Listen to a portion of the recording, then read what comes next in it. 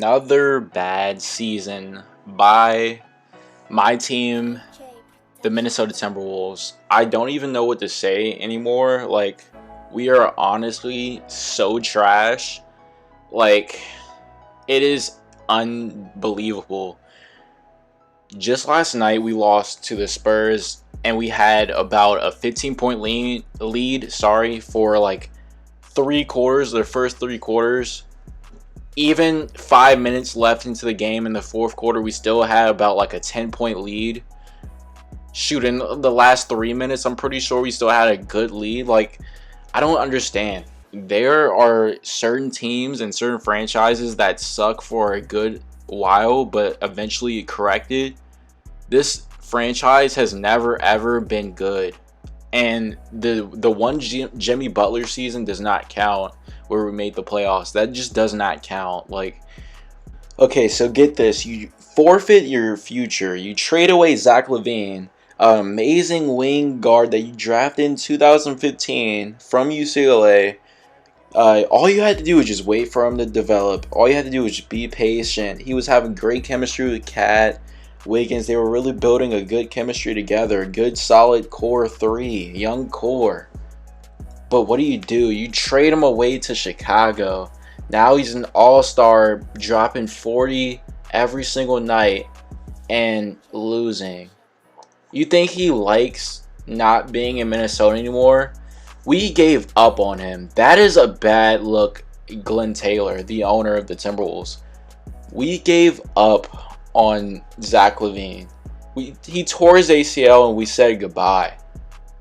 We decided to build around Jimmy Butler instead, Karl Towns, and Andrew Wiggins. The Chicago Bulls actually made a choice. They said either send us Zach LaVine, Chris Dunn, and the pick, or send us Andrew Wiggins, Chris Dunn, and the pick.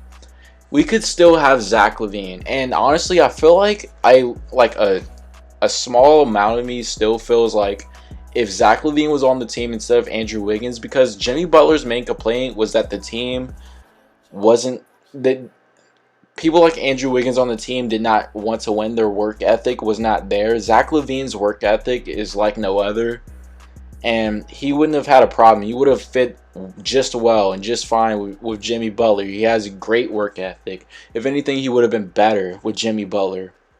But no, instead, you pair him with a guy who has superstar, literally MVP, Hall of Famer potential, but has the work ethic of literally a G leaguer. Like, I don't understand. What mental process do you go through? Like, we fire Milt Newton, Flip Saunders dies, and then you hire a coach who doesn't even have the resume or the skills to be an actual NBA head coach. You cannot convince me that any other place other than the Timberwolves, and the reason why he got the job was because his dad died, but like, you can't convince me that anywhere else he would literally be a starting NBA head coach. Like, he would not be in the league as an head coach. He would be assistant, maybe be a lower head coach, but no way would this guy ever on any other team be an NBA head coach. It's just not feasible. Now let's brighten things up with a guy by the name of Malik Beasley. Probably the only honestly, other than, we'll talk about the DLO situation, but probably the brightest bright spot on the Timberwolves right now. I'm honestly convinced this guy is literally our best player. Like, yeah, Cat, but he's always off the floor. When is he playing? DLO, we'll talk about him in a second. Beasley can get a bucket at will. Like, he can literally get a bucket whenever he wants to on the floor. And he is a great defender, which is something that Minnesota needs. This is why he's our starting two. Which brings up another question. Why do you draft a ball-hogging two out of the draft that needs the ball to make an impact on the game, and also that it has horrible efficiency? Like, literally, that is literally the only thing that makes him terrible. efficiency. He's terrible.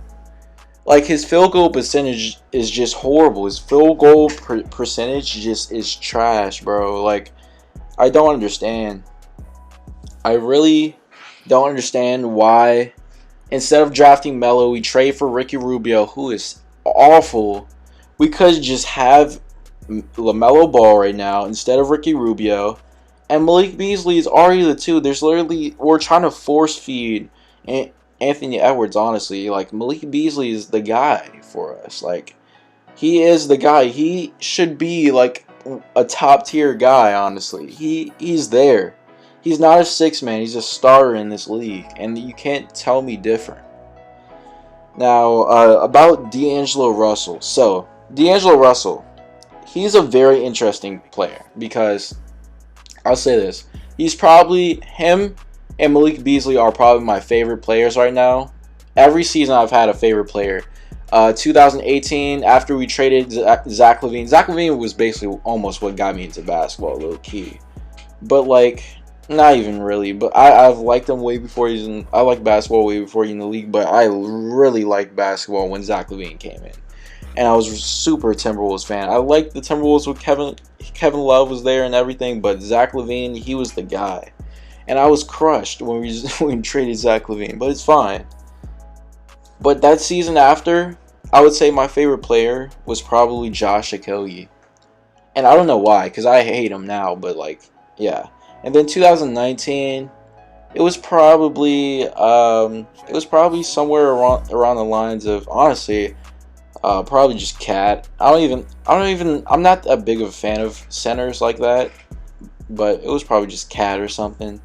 But D'Lo and Malik Beasley especially are probably my favorite players. And I'll say this, I've loved D'Lo even on the Nets, the Lakers, everything, ice in my veins. I love it. But, like, the guy has been so disappointing in clutch moments. Like, when we need him most, he doesn't show up. Like, and it just makes me angry. Like, I don't understand why he can have the ice in his veins in Brooklyn, in LA, but when we need him most, when he needs the carry team. And trust me, the guy has been having such a great year. If we were better, he'd be an all-star right now. But, like, the time when we need him most, he is just simply, like, a no-show. Like, at the end of the game, in the Spurs, for example, the guy literally takes a contested three on an ISO. If you're going to call an ISO play for D'Lo, at least try to create some type of separation, or at least try to go to the... I mean, you obviously can't go into the basket because we need a three, but at least try to get some space. You have, like, 5 seconds. You shoot the ball. A contested three on an all-second team defensive point guard, DeJounte Murray, who we've also passed on to take Chris Dunn at 5. We passed on Jamal Murray and DeJounte Murray for Chris Dunn at 5. Just remember that. The frustrating thing about this is that I know every year in the draft, we're going to pick, like, really high in, like, the top 5 every year. And we're going to absolutely butcher it. Like, literally, we just did. We're coming off of a butchered draft. Like, literally. Like, it's so frustrating. The Timberwolves are literally the most dysfunctional organization I've ever seen. Ever.